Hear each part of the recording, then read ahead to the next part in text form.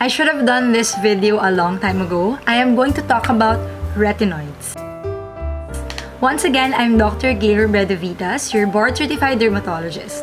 For this particular episode, I am going to focus on topical retinoids and how they work as anti-aging ingredients. Before I begin, I'd like to invite everyone to also check out and follow my Instagram page at @IreneGaile. It is where I talk about skin. It's also where I give some tips, advice, and checklists and how-tos that I think will be helpful to everyone. So what are retinoids? Retinoids are a big family of vitamin A-derived compounds which are still arguably the gold standard in anti-aging. They stimulate collagen production, they help fade pigmentation, they also help reduce the appearance of fine lines, wrinkles, and even large pores. Tretinoin or retinoic acid was the first ever retinoid discovered in the 1970s. It was initially used as a treatment for acne before scientists and researchers discovered it to work as an anti-aging ingredient. But before you rush to your dermatologist or to the nearest drugstore, it is very important first to understand how retinoids work and which ones are best suited in addressing your skin needs and in helping you achieve your skin goals. What do retinoids do? What is their mode of action? Retinoids are anti-inflammatories and antioxidants. They regulate cell turnover, meaning how fast the old cells get replaced with new ones, control oil production, and stimulate formation of new collagen.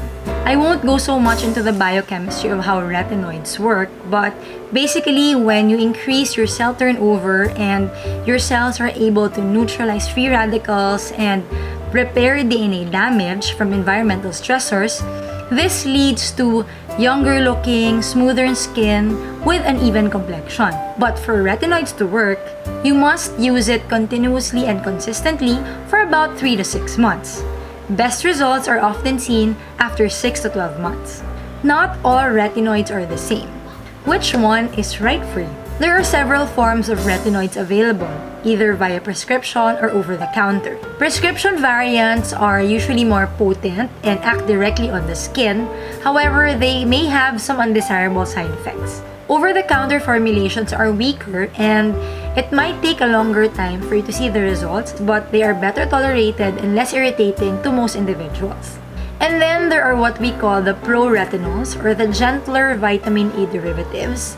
They are well tolerated and have lesser side effects but are also weaker, less potent, and do not give the same results as the other two. There are 6 major types of retinoids used in anti-aging or in the treatment of wrinkles. There are 3 prescription retinoids available in the market. First is your tretinoin, which is considered the gold standard anti-aging ingredient. It is the most bioactive, the most potent of all retinoids. It's also the one that works the fastest because it doesn't need to be converted once applied on our skin.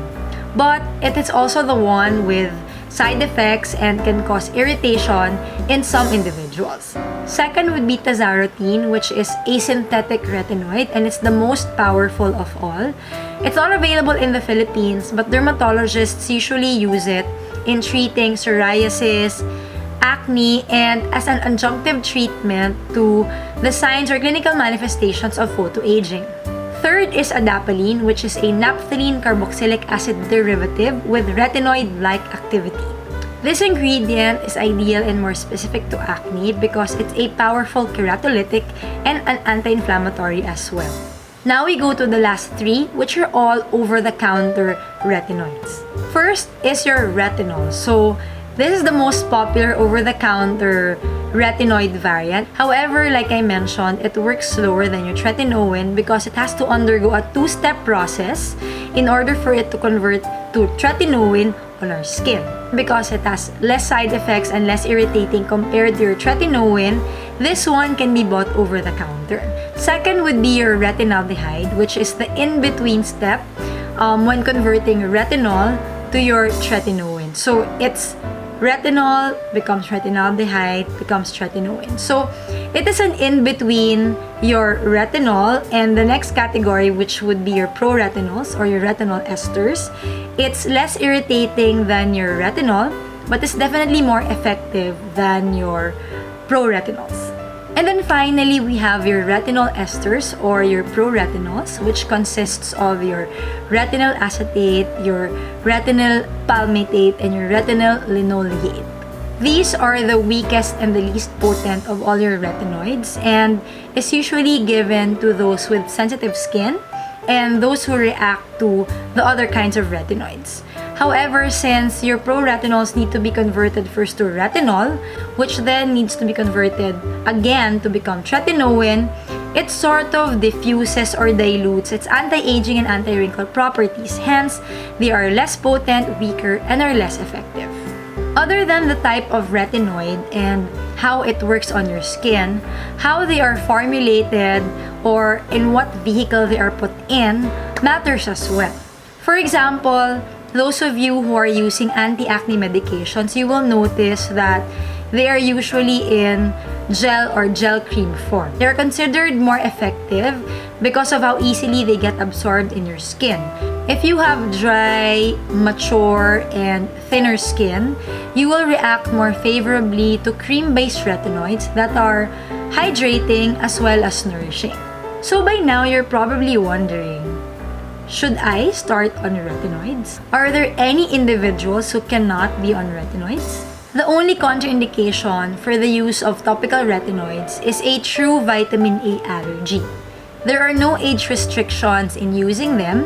However, personally, I don't give them to individuals who have existing skin allergies, those who are eczema prone, and since the oral form is contraindicated in pregnant women, I do not advise that pregnant women incorporate retinoids into their skincare routine. If you're interested in treating or taking preventive measures for wrinkles, fine lines, pigmentation, and scarring, your late 20s or even your early 30s is a good age to start, using your over-the-counter retinol or even prescription-strength tretinoin. So this ends the first part of the retinoid series. I decided not to continue on with the other aspects because I don't want to make a super long video. So I hope that this is a good introduction. At least you understand all the different kinds of retinoids and how they differ from each other. So that's it. Thank you for listening. Please don't forget to click the like and subscribe and follow my Instagram at Irene Gaile. I will see you again in my next video soon. Bye!